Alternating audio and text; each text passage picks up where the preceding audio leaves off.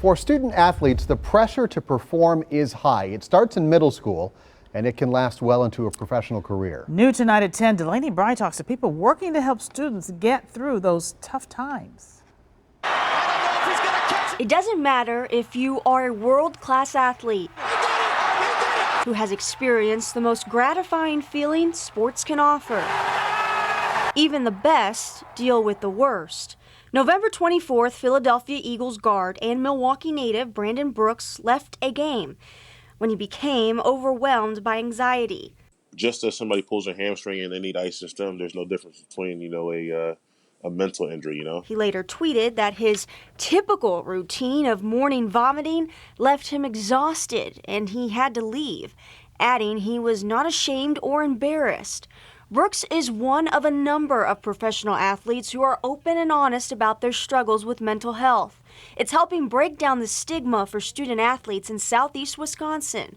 Cedarburg High School psychologist Pat Sorensen is just one of many throughout the state. Every day is a little bit different as a school psychologist. I can imagine. It can very easily get blown out of the water with different crises or emergencies. As the school's former soccer coach, he worked with athletes on and off the field. Get to know them on an individual level and really being able to be attentive to what's going on with them. He says kids today are more open than ever. I would say a little bit different than maybe even 10 years ago. Kids are more likely to talk through things. They're not the stigma of mental health and mental illness and things like that. It's breaking down. A recent survey from the Wisconsin Department of Public Instruction shows 40% of high school students reported high levels of anxiety. 27% reported depression. Left untreated, that lingers with them into college.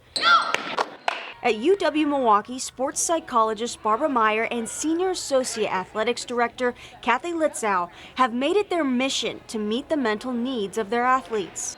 We try to understand what they're thinking and feeling, and is that related to sport performance, or is that translating or generalizing over to other areas of their life, like school, family, work, and so forth. While UWM is certainly ahead of the game when it comes to providing resources, it doesn't mean it's any easier for an individual to come to terms with mental illness. Nobody wants to fail, and I think that when they address life in general, and there's so many different buckets that teens and young adults face, that we all face, and mental health to them, they feel like they should be able to control it.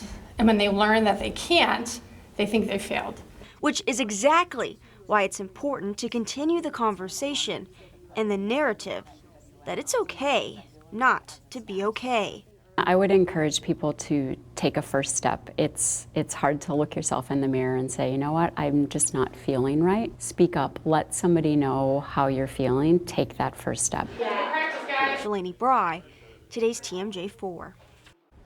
Delaney, thank you. There are a lot more resources online for college students who struggle with their mental health, including help to overcome test anxiety. We have links to those places at tmj4.com. Just find and click on this story.